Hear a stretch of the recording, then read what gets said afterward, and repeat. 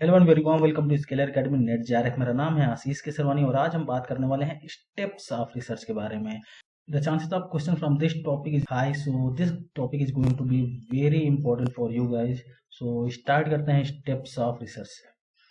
So steps of research का मतलब क्या? ये कुछ स्टेप्स हैं जो कि एक सिस्टमैटिक ऑर्डर में होंगे, ठीक है, जिसके थ्रू आप पहुंचेंगे अपने डेस्टिनेशन, रिसर्च के डेस्टिनेशन में, जो कि है आपका डेस्टिनेशन थीसिस को लिखना। ठीक है, मतलब जो आप रिसर्च स्टार्ट करते हैं उसमें स्टार्टिंग से लेकर आपको एंड तक कुछ स्टेप्स हैं जिनको फॉलो करते रहना है। वो आपको एक अपने डेस्टिनेशन में पहुंचाएंगे और वो डेस्टिनेशन है आपका थीसिस लिखना। सो देखते हैं कि वो स्टेप्स कौन कौन से हैं। सबसे पहला जो स्टेप्स होता है किसी भी रिसर्च में, वो होता है आइडेंटिफिकेशन ऑफ रिसर्च प्रॉब्लम। मतलब आप किस टॉपिक पे या फिर किस टाइटल पे आप काम करना चाहते हैं, किस चीज़ पे आप रिसर्च करना चाहते हैं, उसको आप आइडेंटिफाई करेंगे। वो सबसे पहला आपका स्टेप होगा। सबसे जो लास्ट में जो आपका स्टेप होगा वो होगा रिपोर्ट राइटिंग। मतलब जो भी आपका कंक्लूजन निकला है इस रिसर्च से, वो होगा आपका लास्ट में। और इन बिटवीन जो भी स्टेप्स हैं वो एक पर्टिकुलर ऑर्डर में यहाँ पे लिखे हुए हैं।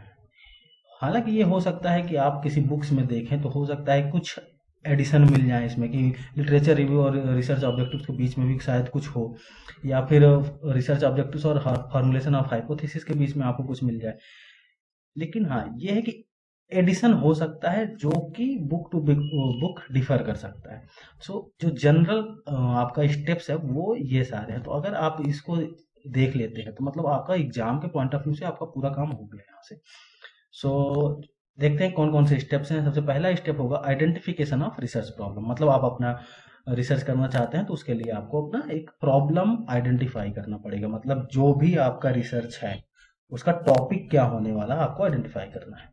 उसके बाद आप लिटरेचर रिव्यू में क्या करेंगे, आपने टॉपिक अपना आइडेंटिफाई कर लिया, उससे रिलेटेड बुक्स फाइंड आउट करेंगे, प्लस जर्नल्स देखेंगे, उसमें आपसे रिलेटेड कोई, आपके टॉपिक से रिलेटेड कोई आर्टिकल्स है तो वो देखेंगे। उसको पढ़ने के बाद आपको एक बेसिक आइडिया मिल जाएगा कि आपका रिसर्च के बारे में क्या पहले से जो भी काम हो चुका है वो आपको पता चल जाएगा। रिसर्च ऑब्जेक्टिव्स, जब आप लिटरेचर रिव्यू करेंगे तो उसके बाद आपको कुछ जो ऑब्जेक्टिव्स हैं आपको फाइंड आउट करने पड़ेंगे। मतलब आप रिसर्च क्यों करना चाहते हैं, उस रिसर्च में आपके ऑब्जेक्टिव्स क्या होंगे, वो आपको फाइंड आउट करने हैं। उसके बाद फॉर्मुलेशन ऑफ हाइपोथेसिस, मतलब आपके कुछ आइडियाज होंगे जिनको आपको टेस्ट करना है, क्या वो सही है, क्या आपके आइडियाज इस रिसर्च प्रॉब्लम में जो भी आप रिसर्च कर रहे हैं, मतलब उस रिसर्च टॉपिक से रिलेटेड जो भी आपको आइडिया वो टेस्ट करेंगे। वो क्या वो आइडियाज आपके सही हैं क्या गलत है, वो आपके कंक्लूजन में आपको पता चलेगा।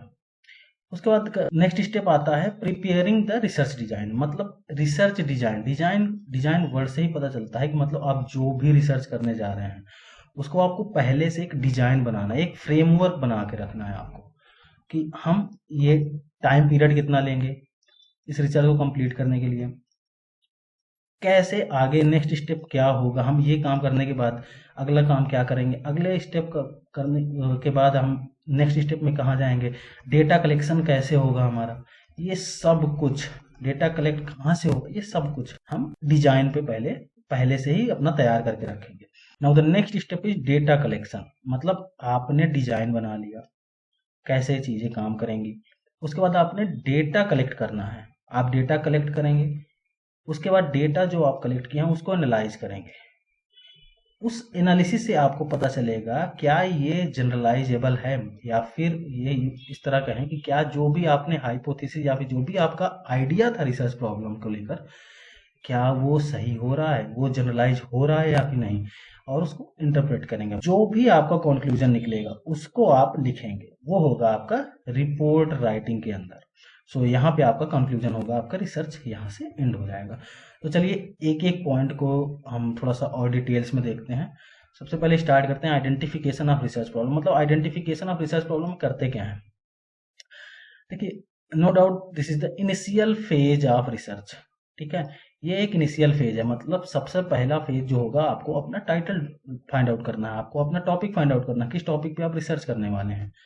Reasonable level of knowledge in broad subject area is required. अब देखिए इसके लिए जब तक आपको थोड़ा सा भी नॉलेज, अगर मान लेते हैं किसी टॉपिक के बारे में आपको थोड़ा सा भी नॉलेज नहीं है, तो आप नहीं कह सकते हैं कि हम उस पर रिसर्च करेंगे। आपको जब उस चीज़ के बारे में आपको नॉलेज ही नहीं है तो आप कैसे उस पर रिसर्च करने स्टार्ट करेंगे। तो जिस टॉपिक पे भी रिसर्च करना चाहते हैं उस टॉपिक के बारे में आपको रीजनेबल लेवल ऑफ नॉलेज रखना पड़ेगा। Then usually the following steps are undertaken to formulate a research problem. ठीक है, कुछ स्टेप्स हैं, ये रिसर्च प्रॉब्लम कौन सा होगा आपको ये फाइंड आउट करने के लिए कुछ स्टेप्स फॉलो करने पड़ेंगे। सबसे पहला जो स्टेप है वो है identifying a broad area of interest. मतलब जो भी आपका टॉपिक होगा उसका जो ब्रॉड एरिया है उसको आइडेंटिफाई करिए। मान लेते हैं आप आईआर के स्टूडेंट या पॉलिटिकल साइंस के स्टूडेंट हैं, आपको 2 कंट्रीज के बारे में रिसर्च करना है। ठीक है, 2 कंट्रीज कोई भी ले लेते हैं, जैसे मान लेते हैं इंडिया एक कंट्री होगी और दूसरी कंट्री हो गई यूएस। इन दोनों कंट्री के बारे में आपको रिसर्च करना है, ये आपका ब्रॉड एरिया होगा। अब इन 2 कंट्रीज के बारे में क्या रिसर्च करना है, क्या देखना है, क्या फाइंड आउट करना है, अब ये तो क्लियर हुआ नहीं, क्योंकि ये हुआ आपका ब्रॉड एरिया। मतलब आपका जो एरिया होगा वो इंडिया और यूएस तो हो गया, लेकिन अब हम इस टॉपिक को और डिवाइड करेंगे सब एरियाज में। मान लेते हैं आप इन 2 कंट्रीज के रिलेशंस को फाइंड आउट करना चाहते हैं। वो रिलेशंस हो सकता है इकोनॉमिक हो, स्ट्रेटजिक हो, डिफेंस हो, या फिर आप सिर्फ इतना ही देखना चाहते हैं, या फिर तीनों को देखना चाहते हैं। आप हो सकता है वो 2 कंट्रीज किस किस एरिया पे कोऑपरेट कर रही हैं, सिर्फ आप इतना देखना चाहते हैं, या फिर किस किस एरिया में कॉन्फ्लिक्शन है दोनों के बीच में, सिर्फ आप ये देखना चाहते हैं, या फिर दोनों देखना चाहते हैं।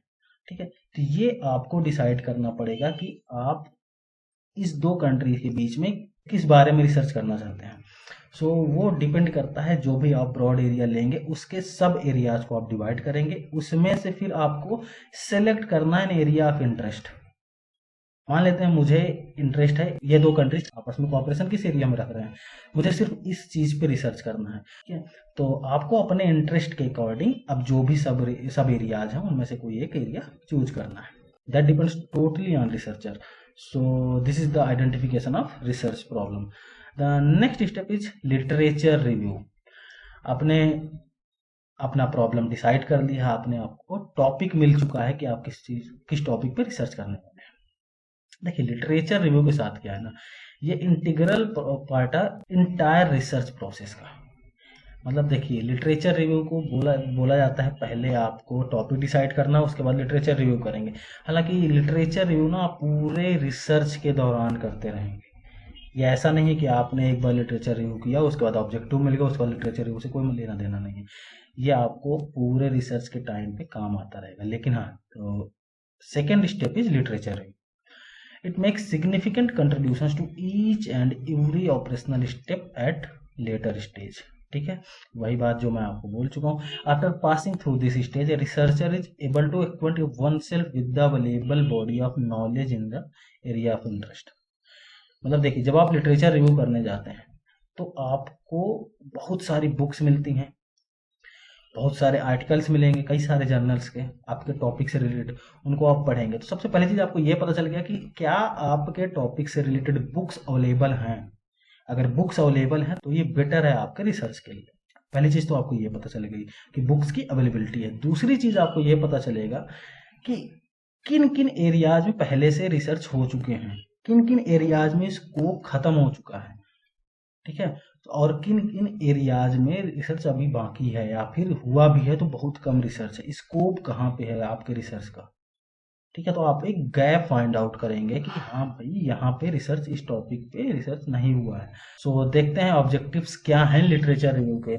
It broadens the knowledge of researcher about the research problem. मतलब आपका जो भी रिसर्च प्रॉब्लम है उसके बारे में जो भी आपका नॉलेज है वो बढ़ेगा। It brings better clarity and focus to research problem and also helps to improve the authenticity of research. देखिए जितनी ज़्यादा बुक्स पढ़ेंगे, जितना ज़्यादा लिटरेचर रिव्यू करेंगे, उतना ज़्यादा ऑथेंटिसिटी बढ़ेगी। क्योंकि आपके पास नॉलेज उतनी ज़्यादा होगी, आपको आइडिया उतना ज़्यादा होगा कि आपका रिसर्च किस डायरेक्शन में जाना चाहिए। ठीक है, it helps improve the research methodology. मतलब देखिए जब आपको आइडिया होगा ना कि आपको रिसर्च किस डायरेक्शन में लेके जाना है, तो आपको ये पता होगा कि रिसर्च की मेथोडोलॉजी क्या होनी चाहिए। ठीक है। It helps contextualise the findings, it means how value addition has been done by the researcher to the existing stock of knowledge. देखिए आपके लिए हेल्पफुल हो जाएंगी कॉन्टेक्चुअलाइज करने के लिए फाइंडिंग्स को। मतलब देखिए बहुत सारे रिसर्च हो चुके हैं, उनके द्वारा क्या जो स्टॉक ऑफ नॉलेज है, मतलब जितना भी हमको पता है उनमें क्या एड ऑन हो रहा है, इसके बारे में पता चलता है। सो next step is research objectives. Research objectives का मतलब क्या है कि आपके गोल्स क्या हैं, आपके रिसर्च करने के गोल्स क्या है। ऐसे आप कोई भी काम करते हैं तो उसका कोई गोल होगा, तो आप रिसर्च कर रहे हैं तो रिसर्च का कुछ गोल होगा, तो वो जो गोल होगा वो आपका बनेगा रिसर्च ऑब्जेक्टिव्स। तो आप उस रिसर्च से क्या अकम्प्लिश करना चाहते हैं, क्या शो करना चाहते हैं, वो आपके रिसर्च ऑब्जेक्टिव्स के अंदर आएगा। रिसर्च ऑब्जेक्टिव हमेशा स्टार्ट होते हैं ऐसे वर्ड्स जैसे to determine, to find out, to measure, ऐसे वर्ड्स के साथ स्टार्ट होते हैं। So next step is formulation of hypothesis. देखिए इसमें इस वीडियो पे मैं अभी सिर्फ और सिर्फ स्टेप्स ऑफ रिसर्च के बारे में बात करूंगा। हाइपोथेसिस कैसे बनती है, उसको टेस्ट कैसे करते हैं, मैं उसके लिए एक अलग से वीडियोज बना दूंगा। अभी हम सिर्फ और सिर्फ अपनी इस वीडियो को एक लिमिट पे रखेंगे कि हम सिर्फ और सिर्फ इस बात पे बात करने वाले हैं कि स्टेप्स ऑफ रिसर्च क्या हैं। अब फिर ये हाइपोथेसिस को टेस्ट कैसे करेंगे, हाइपोथेसिस कितने प्रकार के होते हैं, ये हम आगे की वीडियोज में बात करेंगे। So as a researcher we do not know exact truth. देखिए हम अगर हमको एग्जैक्ट ट्रूथ के बारे में पता हो तो हम रिसर्च क्यों करेंगे। तो हम रिसर्च इसीलिए कर रहे हैं क्योंकि हमको एग्जैक्ट ट्रूथ क्या है किसी टॉपिक का उसको पता चले, ठीक है। But have a hunch about the outcome. मतलब अगर हमको ना थोड़ा सा आइडिया है, मतलब हंच मतलब हमको एक आइडिया है लेकिन वो फैक्ट और इंफॉर्मेशन बेस्ड आइडिया नहीं है, हमारी बिलीफ है कि ये ऐसा हो या ऐसा होगा, उसके अकॉर्डिंग ना हम एक प्रेडिक्शंस कर देते हैं अबाउट द आउटकम। आउटकम के बारे में प्रेडिक्शन करते हैं कि कोई चीज ऐसी करेंगे तो ऐसा होगा। This hunch or prediction about the outcome is called hypothesis. ये आपकी हाइपोथेसिस बन जाएगी।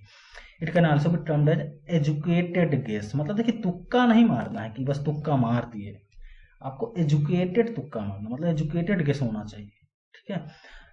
This assumption is tested by collecting information that will enable us to conclude if our hunch was right। मतलब जो भी हम हाइपोथेसिस बनाए अपने रिसर्च में उसको हम डेटा कलेक्ट करने के बाद डेटा एनालिसिस करेंगे, और डेटा एनालिसिस के बाद अगर हमको जो फैक्ट मिलते हैं अगर वो हाइपोथेसिस के अकॉर्डिंग जाता है तो इसका मतलब हमारा हाइपोथेसिस सही था, अदरवाइज हाइपोथेसिस वाज रॉन्ग, ठीक है। एग्जांपल लेते हैं, जैसे कोविड-19 जब फैला था पैंडेमिक के time, Coronil can cure the covid infected person, ये बात बोली थी पतंजलि ने। पतंजलि ने अनाउंस कर दिया कि सबसे पहले हमने एक दवा बना दी है उसका नाम है कोरोनिल, और ये कोविड-19 इन्फेक्टेड पर्सन्स को ठीक कर देगा। तो अब ये तो हाइपोथेसिस हो गई थी लोगों के लिए कि पतंजलि ने कैसे ऐसा कर दिया, क्या ये साइंटिफिकली प्रूवन है या फिर नहीं है। तो उस पर रिसर्च हुआ, तो जब रिसर्च हुआ तो ये पता चला कि भाई कोरोनिल के थ्रू कोविड-19 का क्योर पॉसिबल नहीं है। हालांकि कोरोनिल से इम्यूनिटी को बढ़ाई जा सकती है, तो इम्यूनिटी को बढ़ाना और कोविड-19 को ठीक करना दोनों एकदम अलग बात है। तो ये जो हाइपोथेसिस था कि Coronil can cure the covid infected person, ये हाइपोथेसिस प्रूव नहीं हो पाती। सेम कंडीशन में एक और चीज आई थी, HCQ hydroxychloroquine is helpful in curing कोविड-19। देखिए वैक्सीन थी नहीं, तो साइंटिफिक कम्युनिटी में एक बात फैल गई कि HCQ यानी कि हाइड्रोक्सीक्लोरोक्विन हेल्पफुल है क्योर करने, कोविड-19 को क्योर करने में।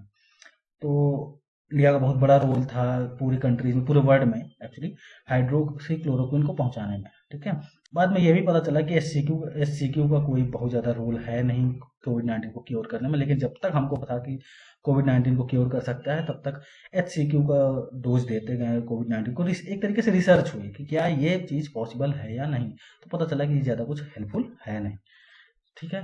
तो ये होता है formulation of hypothesis. So the next step is preparing the research design, ठीक है।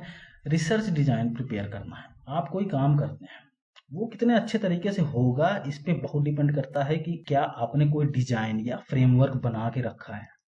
मतलब आपने पहले से डिसाइड करके रखा है कि हम इस स्टेप को फॉलो करते हुए अपने रिसर्च की तरफ, अपने रिसर्च के जो भी गोल है आपका उसकी तरफ बढ़ेंगे। सो इसको क्या बोलते हैं, प्लान भी बोला जाता है, स्ट्रक्चर बोला जाता है, स्ट्रेटजी बोला जाता है। मतलब किस चीज़ का प्लान, स्ट्रक्चर, आप इन्वेस्टिगेशन जो भी मतलब आप रिसर्च करने जा रहे हैं, आप इन्वेस्टिगेशन करने जा रहे हैं, उसका प्लान क्या है, स्ट्रक्चर क्या है, ये आएगा आपका रिसर्च डिजाइन के अंदर। मतलब आप इसमें डिसाइड करते हैं कि how long to carry the research, मतलब आपका टाइम पीरियड क्या होगा, कितना टाइम आपको लग जाएगा इस रिसर्च को कंप्लीट करने में, ये आप डिसाइड कर लेंगे रिसर्च डिजाइन के अंदर ही। मतलब आप रिसर्च स्टार्ट करने जा रहे हैं उसी समय आपको ये डिसाइड कर लेना है कि आप कितना टाइम किस किस चीज पे देने वाले हैं। आप यहाँ पे ये भी डिसाइड कर लेंगे कि आप कितना मनी स्पेंड करने जा रहे हैं इस रिसर्च में, आप डेटा कहाँ से कलेक्ट करने वाले हैं।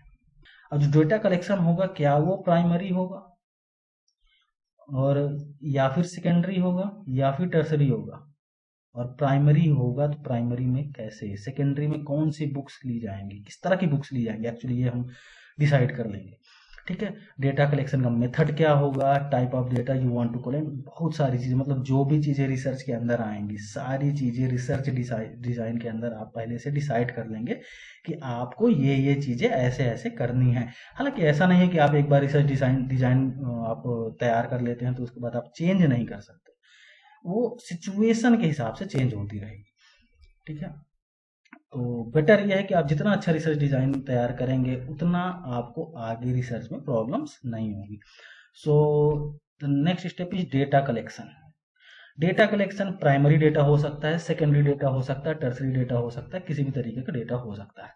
ठीक है, तो अब ये डेटा कलेक्शन कैसे होगा, आपने अपने रिसर्च डिजाइन में आपने डिसाइड कर लिया है कि आपका डेटा कैसे कलेक्ट होगा। हालांकि देखिए इसके बाद डेटा एनालिसिस भी है, जनरलाइजेशन भी है। वन सेकेंड, डेटा कलेक्शन के बाद आएगा data analysis, generalisation, interpretation, report writing. ठीक है, ये सारे स्टेप्स आएंगे। लेकिन अब डेटा कलेक्शन का क्वेश्चंस काफ़ी आते हैं, इसमें बहुत सारे तरीके हैं, मेथड्स ऑफ डेटा कलेक्शन है, जैसे वो प्रोबेबिलिटी मेथड से डेटा कलेक्ट होगा या नॉन प्रोबेबिलिटी मेथड से डेटा कलेक्ट होगा। ये सब चीज़ें नेक्स्ट वीडियोज़ में आपको मैं बताऊंगा।